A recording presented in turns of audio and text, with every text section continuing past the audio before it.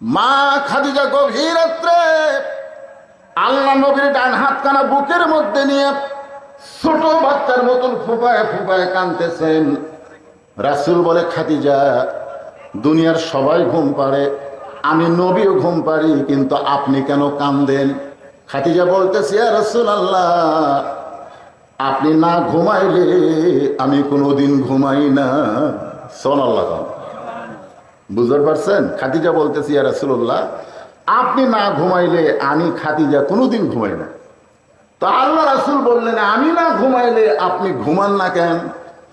বলে, আমি না ঘুমানোর কারণ হলো বিবাহের সময় আপনার চাচা যখন আপনার 2 হাত আমার হাতে তুলে দিয়ে বললেন, মা, আজ থেকে এই এতিমের দায়িত্ব আমি তোমাকে দিয়ে দিলাম। সুবহানাল্লাহ না কেন? খাদিজা বলতেছে, ইয়া রাসূলুল্লাহ, আল্লাহুম্মা বিইসমিকা আমুতু। এই আমুতু শব্দ যখন উচ্চারণ করেছি, সঙ্গে সঙ্গে আমার 2টা চক্ষু বন্ধ হয়ে যায়। আমার 2টা চক্ষু যখন বন্ধ হয়, আমি তখন দেখতে পাই আমার সামনে অন্ধকার কবর। খাদিজা বলতেছে, ইয়া রাসূলুল্লাহ, বিইসমিকা আমুতু শব্দ যখন উচ্চারণ করেছি, আমার চক্ষু যখন বন্ধ হয়ে যায়, আমি তখন দেখতে পাই অন্ধকার কবর। আপনি বলেছেন এই দুনিয়া থেকে সর্বশেষে যেই ব্যক্তি কবরে যাবে, কবরের ঘরে তাকে 50,000 বছর থাকা লাগবে। এই দুনিয়া থেকে সর্বশেষে যেই ব্যক্তি কবরে যাবে, কবরের ঘরে তাকে 50,000 বছর থাকা লাগবে। আমি খাদিজা অন্ধকার কবরে 50,000 বছর কেমনে থাকবো? যেই কবরে কোনো দরজা নাই, যেই কবরে কোনো জানলা নাই, যেই কবরে কোনো বাতি নাই, যেই কবরে কোনো সাথী নাই, সেই কবরে 50,000 বছর কেমনে থাকবো? ওই কবরের চিন্তায় আমার চোখে ঘুম নাই, চোখ দিয়ে দর দর করে পানি পড়তেছে।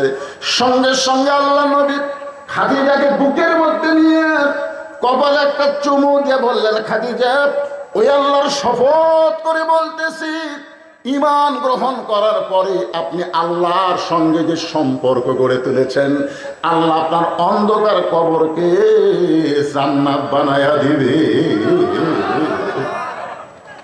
সুবহানাল্লাহ, ধরে খান। আর কোনো টেনশন আছে?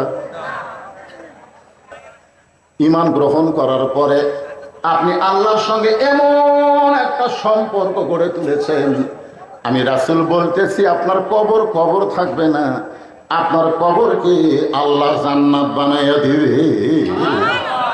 এ কথা শোনার পরে খাদিজা আরো জোরে জোরে কান্দে।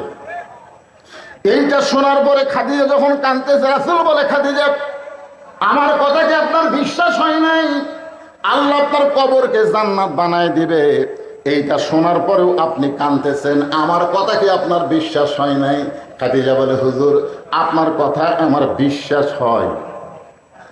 রাসূল বলে, তাহলে কান্দার কারণ কি? খাদিজা বলে, হুজুর, আপনার কাছে যদি আমি কিছু চাই, আপনি কি আমার দিবেন না? আল্লাহ নবী বললেন, নাউজুবিল্লাহ, নাউজুবিল্লাহ, নাউজুবিল্লাহ। নবী 3 বার বললেন, নাউজুবিল্লাহ, নাউজুবিল্লাহ, নাউজুবিল্লাহ। খাদিজা বলে, ইয়া রাসূলুল্লাহ, আপনার কাছে কিছু চাইলাম আর আপনি নাউজুবিল্লাহ বলার কারণ? নবী বলতেছেন, খাদিজা ঈমান গ্রহণ করার পরে আল্লাহ ছাড়া নবীর কাছেও চাওয়া যাবে না।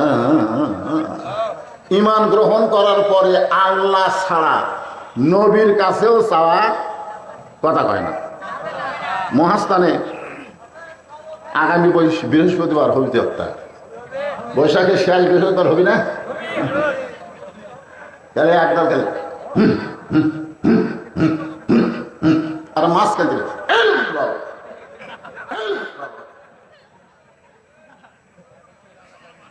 আমি মোস্তাফিয়ার ছাত্র ছিলাম, একবার দেখবার গেছিলাম, যাই মাঝখানে তাই মাঝে কানের কাছে যে বললাম, কে রে বাবা, এরা হুহা করে আর আপনি মাঝে মধ্যে ইল ইল কি? আমার তো ইলকে যদি বুঝবার চাও, 1 কলকা গাঁজা খাও। তা আমাকে তো ইল বোঝার দরকার নেই, আমাদের আল্লাহ বোঝা লাগবে। ধরে কোন কথা ঠিক না, আমরা কি ইলের দল করি? ইলের দল একটু মনোযোগ দেন। খাদিজা বলতেছে, ইয়া রাসূলুল্লাহ, আমি আপনার কাছে যা চাবো তা যদি আল্লাহ দিবার না পারে তাহলে আল্লাহর কাছে চাইয়া লাভ কি? নবী শুন করছে। খাদিজা বলতেছে, আমি আপনার কাছে যা চাবো তা যদি আল্লাহ দিবার না পারে তাহলে চাইয়া লাভ কি? আল্লাহ রাসূল বলে, খাদিজা আল্লাহর নাই এই কথা বলাও যাবে না। খাদিজা বলতে যে হুজুর, কোরআনে একটা সূরা আছে, একবার পড়লে 10 পারা কোরআন পড়ার সওয়াব পাওয়া যায়। আপনারা বলেন তো সূরাটার নাম কি? ইয়াসিন, ইখলাস। একবার পড়লে কয় পারা? 3 বার পড়লে 1 খতম। সবাই আমার সঙ্গে 10 পারা সওয়াবের নিয়তে পড়েন, বিসমিল্লাহির রহমানির রহিম। কুল হু আল্লাহু আহাদ আল্লাহুস সামাদ লাম ইয়ালিদ ওয়া লাম ইউলাদ ওয়া লাম ইয়াকুল লাহু কুফুয়ান আহাদ। এই সূরার মধ্যে কি বলা হচ্ছে? লাম ইয়ালিদ আলাম ইউলাদ। আল্লাহর কি নাই? আল্লাহর বউ আছে, তাহলে আপনি জানবেন না কেন? খাদিজা বলতেছে, রাসূলুল্লাহ, আমি আপনার কাছে যা চাবো তা যদি আল্লাহ দিবার না পারে, মনে করেন আপনার সাথে আমার বিয়ে হয় নাই। খাদিজা বলতেছে, মনে করেন আপনার সাথে আমার বিয়ে হয় নাই, কিন্তু গভীর রাত্রে আমি আল্লাহর কাছে বলতেছি, আল্লাহ খাদিজার পেটে একটা বাচ্চা দাও। আপনি বলেন তো আল্লাহ কি খাদিজার পেটে বাচ্চা দিবে? রাসূল বলতেছেন, আল্লাহ দিবার পারবে কিন্তু দিবে না। আল্লাহ দিবার পারবে কিন্তু দিবে না। কারণ একজনকে আল্লাহ দিছিল, তার নাম হলো মরিয়ম। ধরে কারণ তার নাম কি? আল্লাহ আদমকে তৈরি করেছেন বাপ মা ছাড়া, ঈসাকে তৈরি করলেন বাবা ছাড়া। কিয়ামত পর্যন্ত পুরুষের স্পর্শ ছাড়া আর কোন নারীর পেটে বাচ্চা আসবে না। যে কথা বলতেছিলাম একটু খেয়াল করেন। আল্লাহ রাসূল বলে, খাদিজা আমার কাছে আপনি কি চান, যেইটা পাইলে আপনি কান্না বন্ধ করে দিবেন। খাদিজা বলে, ইয়া রাসূলুল্লাহ, আমি বেশি কিছু আপনার কাছে চাই না। আপনার কি মনে আছে আপনি দীর্ঘ 3 বছর একটা জায়গায় বসে সাধনা করেছেন? এই জায়গাটার নাম হলো গারে হীরা। বর্তমানে এই পাহাড়ের নাম হলো জাবালে নূর। মা খাদিজা দৈনিক 2 বার ওখানে খাবার নিয়ে যাইতেন। 2011 সালে আমি গারে হীরায় উঠছিলাম। আমার মতন মানুষ তখন জুয়ান ছিল। 11 সাল, বুঝতেছেন না? ওই সময় উঠতে গিয়ে আমি 2 লিটার পানি খাইছি। মাত্র 2600 ফুট উপরে গারে হীরা। আমার মতন পুরুষ মানুষ 2 লিটার পানি পান করা লাগে। আর দৈনিক 2 বার খাদিজাতুল কুবরা ওই গারে হীরাই নবীর কাছে খাবার নিয়ে যাইতে। সুবহানাল্লাহ বলেন। যখন মা খাদিজা নবীর কাছে খাবার নিয়ে যাইতেন তখন মা খাদিজার বয়স হলো 54 বছর। 54 বছরের একজন নারী নবীর কাছে 2 বার খাবার নিয়ে যাইতেন। একদিন মা খাদিজা খাবার নিয়ে যখন যাবেন এমন সময় নবী গারে হীরা থেকে নিচে নেমে আইছেন। আসার পরে বলতেছে, জাম্বিলুনি, আমাকে কম্বল দিয়া ঢাইকা দাও। মা খাদিজা নবীকে কম্বল দিয়া ঢেকে দিয়ে বলে, রাসূলুল্লাহ, আমি খাবার নিয়ে যাচ্ছিলাম গাড়ি হীরায়, আপনি কেন নেমে আসলেন? রাসূল বললেন, খাদিজা, আর গাড়ি হীরায় আমার কোনো দরকার নাই। লৌহে মাহফুজ থেকে আল্লাহ তাআলা খুশি হইয়া আমার উপরে কোরআনের আয়াত নাজিল করেছে। সুবহানাল্লাহ। ইমাম মালিকের বাড়ি ছিল মক্কায়। নবীর প্রেমে ছুটে গেল মদিনায়।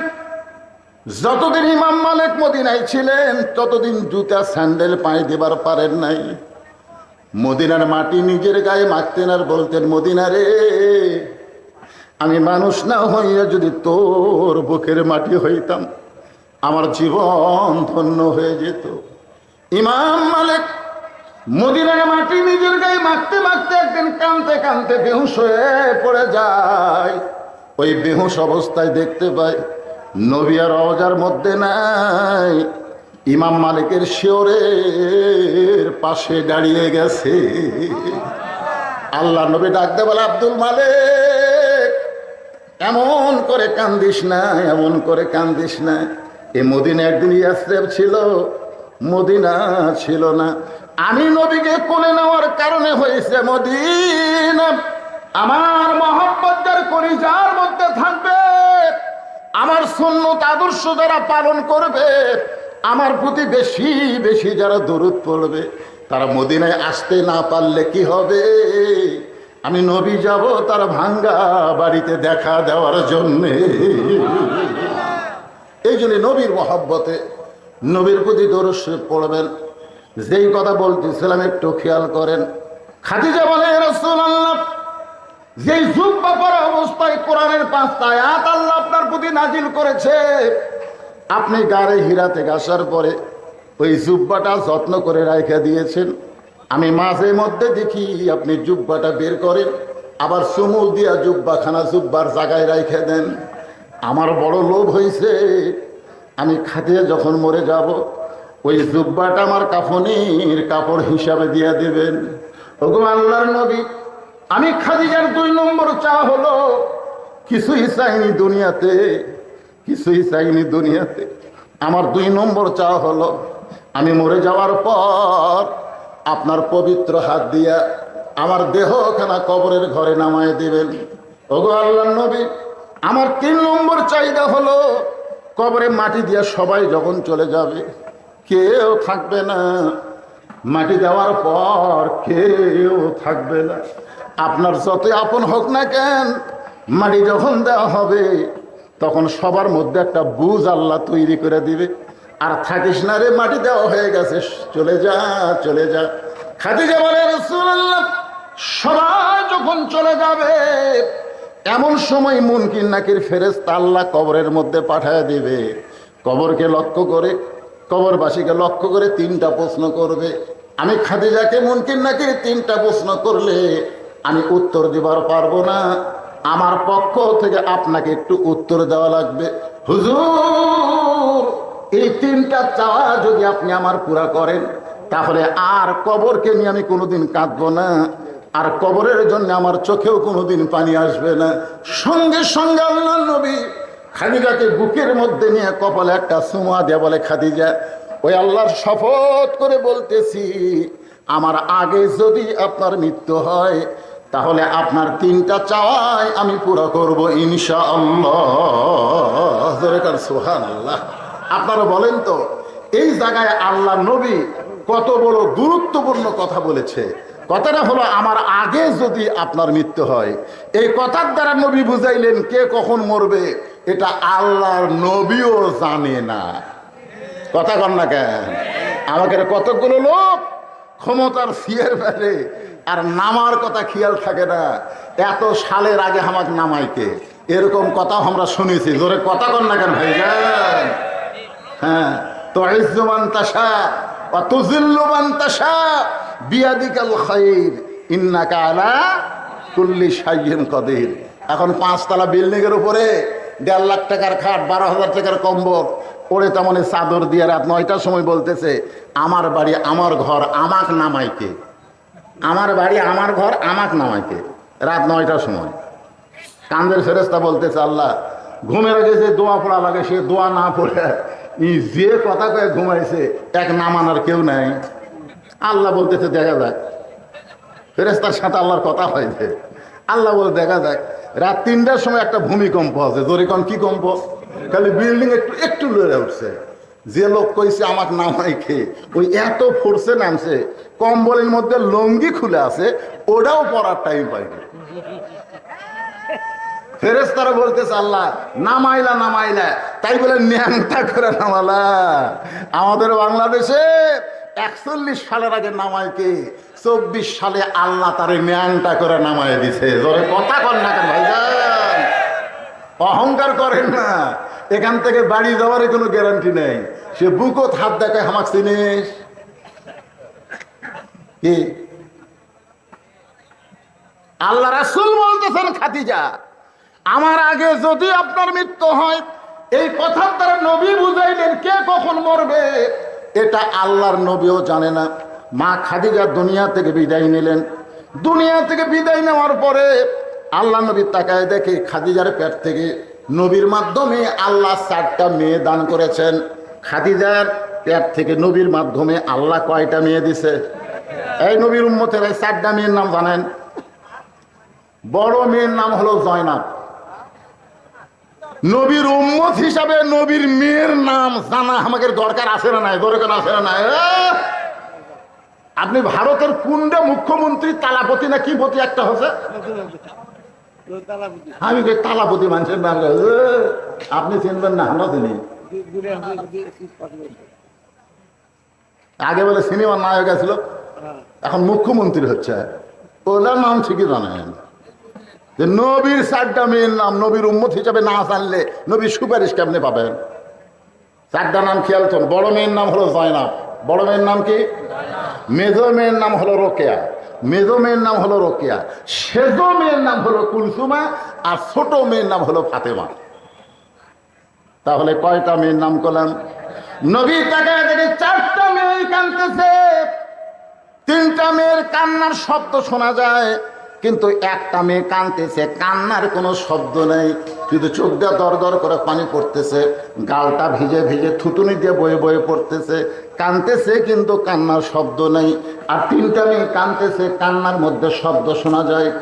যে মেয়েটা কাঁদতেছে, কান্নার কোনো শব্দ নাই, ওই মেয়েটার নাম হলো ফাতেমা। নবী ফাতেমাকে ইশারা করলেন। ফাতেমা যখন আল্লাহর নবীর কাছে গেলেন, রাসূল বলেন, ফাতেমা, তোমার মা দুনিয়া থেকে বিদায় নিয়েছে। যখন কেউ দুনিয়া থেকে বিদায় নেয় তাকে উপরে বেশি সময় রাখা জায়েজ নাই। আল্লাহ রাসূল বলেছেন, 3টা কাজ তোমরা দেরি করো না। একটা কাজ হলো মানুষ মারা গেলে তাকে দাফন করতে তোমরা দেরি করবে না। 2 নম্বর কাজ হলো ছেলে মেয়ে যখন বিয়ের বয়স হয়ে যাবে তখন বিয়ে দিতে তোমরা দেরি করো না। ওই কামায় ধান্দা করো না, আমার ছেলে মেয়ে কি করে খাবি, এ ধান্দা তোমার করা লাগবে না। এ ধান্দা কার? আরো জোরে বলেন। আমামিন দাব্বাতিন ফিল আরদি ইল্লা আলাল্লাহি রিজকুহা। পৃথিবীতে এমন কোনো বিচরণশীল প্রাণী নাই যার রেজেকের ব্যবস্থা আল্লাহ করেনি। আপনি বাপ মা হয়ে রেজেকের ব্যবস্থা করতেছেন, টাকা বানিয়ে দিবেন, টাকা দিবেন, ওই টাকা অন্য জায়গায় উড়ে দিবি। এই জন্য রাসূল বলেছেন, ছেলে মেয়ের যখন বয়স হয়ে যাবে বিয়ে দিতে তোমরা দেরি করো না। 3 নম্বর হলো কোনো ঋণগ্রস্ত মানুষ টাকা যদি হাতে আসে তাহলে ঋণ পরিশোধ, ওসিয়ত পালন করা কি? তাহলে মরার আগে ওসিয়ত করা দরকার আছে না নাই? কথা কয় না রে, আমরা মরবো না, সবাই মরবো না, তাহলে মরার আগে ওসিয়ত করার দরকার আছে না নাই? 1 নম্বর ওসিয়ত হলো আপনারা মরার আগে ওসিয়ত করবেন, আমি মরে গেলে কোনো বেনামাজি যেন আমার কবর না খোঁড়ে। দেখছেন দেখছেন, আর কথা কয় না। এবারে এই কথাটা কি খুবই খারাপ কথা? হোহা কর না কেন, হোহা কর না কেন? মরা লাগবি না? আল্লাযী খলাকাল মাউতা ওয়াল হায়াতা লিয়াবলুয়াকুম আইয়ুকুম আহসানু আমালা। আজকের ওয়াজি হচ্ছে সুন্দর আমল, সুন্দর আমলের পরীক্ষা হবে। তো মরার পরে সুন্দর আমল কি? বিড়ি খেয়ে কবর খোঁড়া? আপনারা হয়তো বলবেন, হুজুর আমাকে কবর খোঁড়ার লোক ওরা ছাড়া নাই। এটা ভুল কথা। দুনিয়ার বাড়ি করতে গিয়ে দুনিয়ার একটা বাড়ি থাকা যাবে না। সেই 3 তলা বাড়ি করতে গিয়ে যদি আপনি ভালো মিস্ত্রি খোঁজেন, কে রে বাড়ি ঘর করতে, ভালো বাড়ি করতে গিয়ে 3 তলা 4 তলার ভিত দিয়ে বিল্ডিং বানাবো, ভালো মিস্ত্রি কুটি আছে রে? তখন কয় ভালো মিস্ত্রি তো একজন কাছে মুসলিম আছে রে, মুসলিম রে, ধাওয়াপাড়ার মুসলিম রে। কে তোমার উলটের লোক ধাওয়াপাড়া চালিয়ে গে, উলট নেয় দুনিয়ার বাড়ি বানাতে ধাওয়াপাড়ার মুসলিম লাগে। আর যেই কবরে 50,000 বছর থাকবেন সেই কবরের ঘর বানাতে কি ভালো ভালো মিস্ত্রির দরকার নাই? কথা কোন দরকার আছে না নাই? মানেন বা না মানেন, শোনেন, তারপরে যাই খুঁড়ি খুঁড়ুক, পুকুর খুঁড়ুক না কবর খুঁড়ুক, যা করে খুঁড়ুক, এরা তার কবর খুঁড়তেছে না। ইমাম গাজ্জালি বলেছেন, কোন ব্যক্তি 40টা কবর খুঁড়লে সে আল্লাহর ওলি হয়ে যাবে। 40 কবর খুঁড়তে খুঁড়তেই ওর মৃত্যুর কথা এত বেশি মনে হবে, ওই লোক দ্বারা আর কোনো খারাপ কাজ হবে না, আল্লাহর ওলি হবে। এখন 40 কে ওরা 4000 কবর খুঁড়ে সীমার হচ্ছে, সীমার। কবর দেখলে আমার কিছুই মনে হয় না হুজুর, ওর কবর দেখলে কিছুই মনে হয় না, সীমার হয়ে গেছে। ওসিয়ত করবেন, আপনি মসজিদের মুয়াজ্জিনকে বলবেন, মুয়াজ্জিন সাহেব আমি মারা গেলে আপনি আমাকে গোসল করায় দিবেন, বিনিময়ে আপনি 10,000 টাকা হাদিয়া নেন। মুয়াজ্জিন বলতে, বাবা কে কখন মরবে আমি তো জানি না, তোমার আগে যদি আমি মরে যাই, বলে আপনি যদি মরে যান আমি মাফ করে দিলাম, কিন্তু আপনাকে 10,000 টাকা হাদিয়া দিলাম, আপনি আমাকে গোসল করাবেন। আল্লাহ রাসূল বলেছেন, আসমানের নিচে জমিনের উপরে মুয়াজ্জিনের চাইতে ভালো মানুষ আর কেউ নাই। সুবহানাল্লাহ, জোরে কন।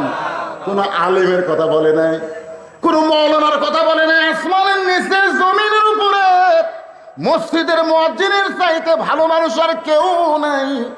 আল্লাহ নবী বেলালকে ডাকতে বলে, বেলাল রে আয় আয় আমার কাছে আয়। বেলাল যখন নবীর কাছে গেল, নবী বলে, বেলাল তুমি না আমার চাইতে খাটো। বেলাল বলে, রাসূলুল্লাহ আপনি হলেন ইমাম, আমি হলাম মুয়াজ্জিন, আমি একটু খাটো হইলে অসুবিধা কি?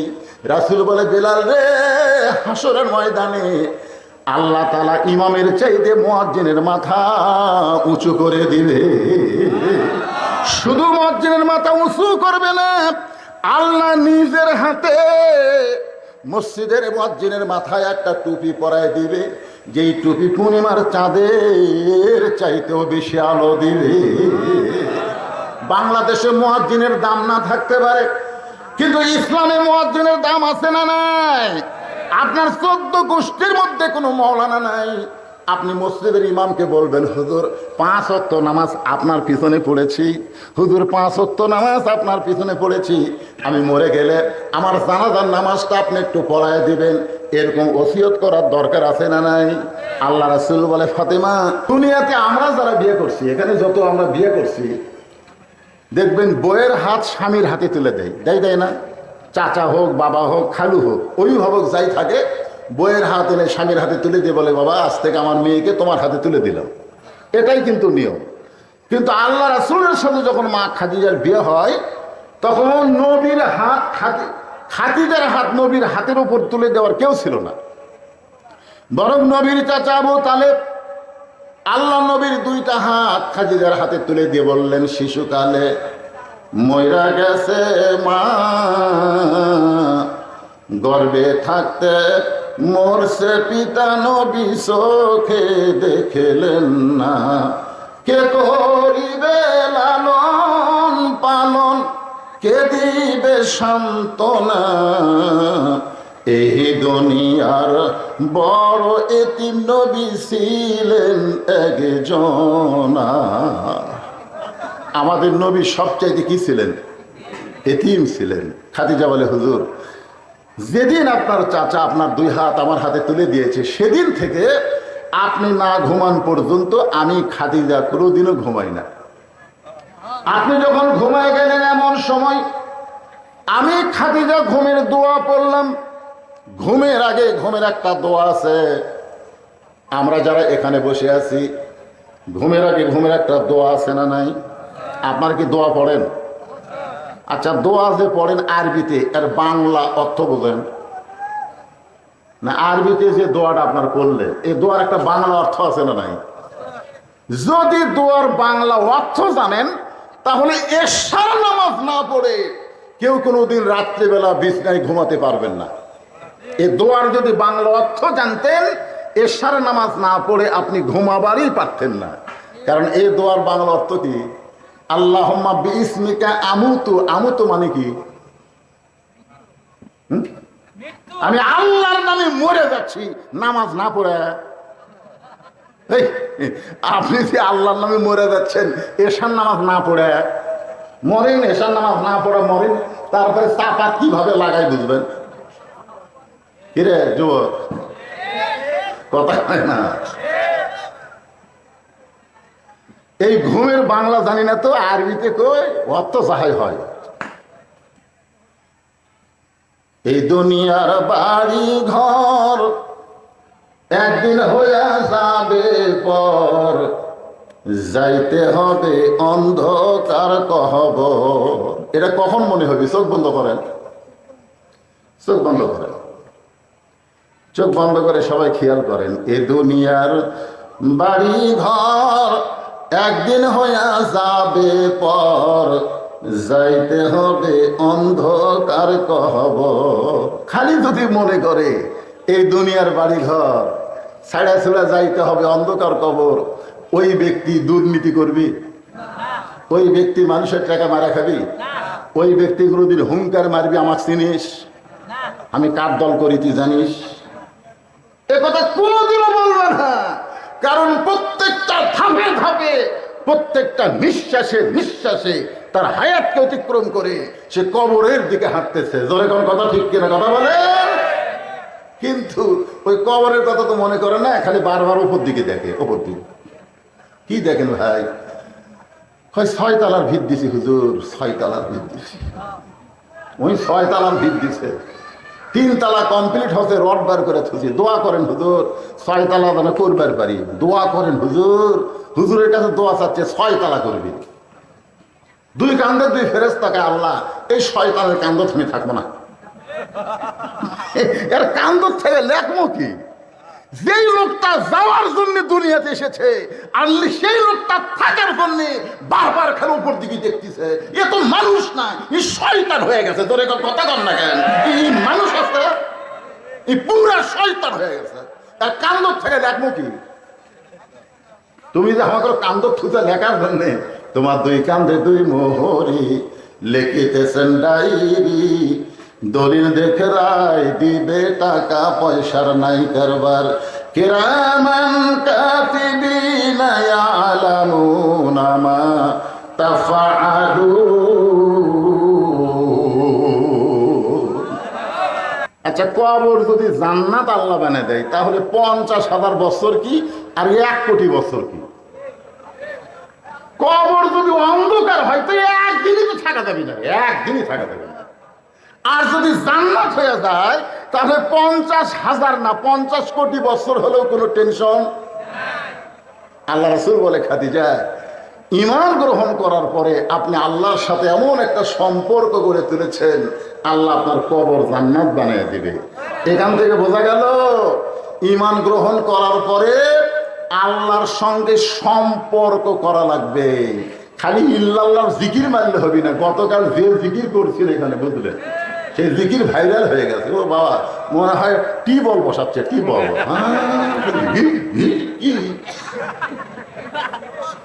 মনে হয় টিউবওয়েল বসাচ্ছে। আগে শ্যালো বসাচ্ছিল না, শ্যালো বসা না।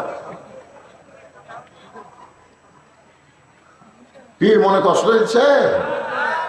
ঈমান গ্রহণ করার পরে আল্লাহর সঙ্গে সম্পর্ক করতে গেলে আল্লাহর ইবাদত করতে হবে। ঈমানকে রক্ষা করতে গেলে 1 নম্বর যে ইবাদত করা লাগবে, যে ইবাদত না করলে ঈমানই থাকবে না, সেই ইবাদতের নাম হলো নামাজ। আপনারা বলেন তো, যার নামাজ নাই তার ঈমান আছে? 4টা হাদিস বলি।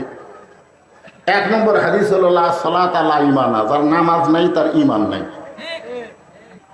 2 নম্বর হাদিস হলো লা সালাতা লা দীনা, যার নামাজ নাই তার ধর্মই নেই। 3 নম্বর হাদিস হলো বাইনাল আবদি ওয়াল কুফরি তরকুস সালাত, বান্দার কাফেরের মধ্যে পৃথক করার জিনিসটার নামই হলো নামাজ। যারা নামাজ পড়বে তারা হবে আল্লাহর বান্দা, আর যারা নামাজ পড়বে না এরা হলো কাফের। মান তারাকা সালাতু মুতাম্মিদান ফাকাত কাফারা, ইচ্ছা করে একটা ওয়াক্ত নামাজ বাদ দেয়, তবারক পাক করতে চান করেন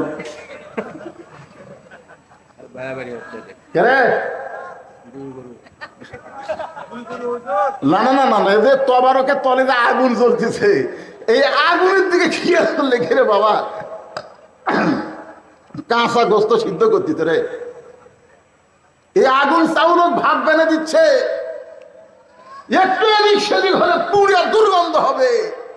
আপনারা জানেন জাহান্নামের আগুনকে 70 বার থুতো করে তারপরে দুনিয়ার এই আগুন দিছে। জোরে কোন কথা কন না কেন? কথা কন না।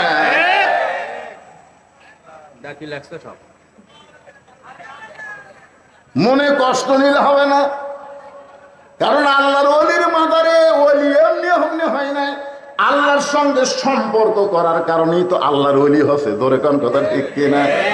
আল্লাহ রাসূল বলে, খাদিজা বর্তমানে আমরা চাচ্ছি আল্লাহ গাজার মুসলমানকে হেফাজত করো, আমরা বলতেছি আল্লাহ ফিলিস্তিনের মুসলমানকে হেফাজত করো, আমরা এখন বলতেছি আল্লাহ ভারতের মুসলমানকে হেফাজত করো। জোরে কোন কথা ঠিক কি না? কিন্তু আমরা চাওয়ার পরও আল্লাহ যদি হেফাজত না করে তাহলে চাইয়া ভাবতি কি মনে করতেছেন?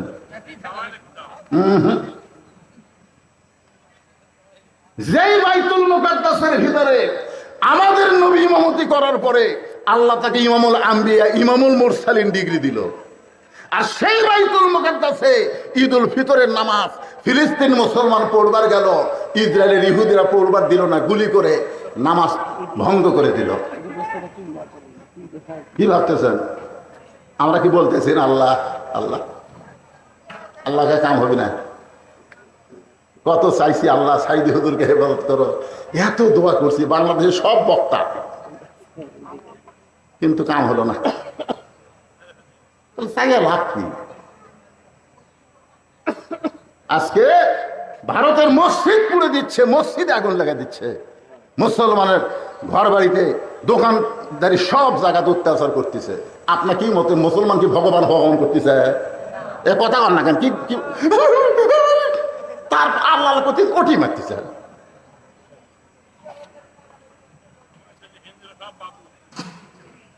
না, আমি উল্টা বলতেছি না, আপনারা উল্টা বোঝেন না। খাদিজা বলতেছি ইয়া রাসূলুল্লাহ, আমি আপনার কাছে যা চাবো তা যদি আল্লাহর না থাকে তাহলে আল্লাহ কেমনে দিবে? মরিয়ম আলাইহিস সালামের পর থেকে কিয়ামত পর্যন্ত কোন নারীর পেটে যদি বাচ্চা আসে তাহলে পুরুষের কি লাগবে? কথা কয় না, পুরুষের স্পর্শ লাগবে, সহবত লাগবে। কথা স্বামী ছাড়া আর পেটে বাচ্চা আসবে না, স্বামী ছাড়াও আসে, যেটা নিয়ে আমাদের মৌলবীর মধ্যেও একটা শুরু হয়ে গেছে। যখন কথা ঠিক কিনা? মৌলানা সাহেব বলছে আমি ওই মেয়েকে স্পর্শ করিনি, আমাকে অন্যায়ভাবে দোষ দেওয়া হচ্ছে, ডিএনএ টেস্ট করেন। বলে টেস্ট ফেস্ট কিছু আগে মৌলবী ধরে রিমান্ড দিতে, মানে হুজুর দেখলি বুঝতেছেন না। রে আর এই নিয়ে গোটা বাংলাদেশের যত মহিলা মাদ্রাসা আছে সব মাদ্রাসা বন্ধ করার জন্য বামপন্থীরা উঠে পড়ে লেগেছে। কথা কর না ভাই, কথা কর না কেন? কত বালিকা আছে, কত বালিকা বিদ্যালয় আছে না নাই? কথা কন আছে নাই? এগুলো বালিকা বিদ্যালয় ভার্সিটিতে এগুলো অন্যায় হচ্ছে না? একটা শালারা কথা কয় না।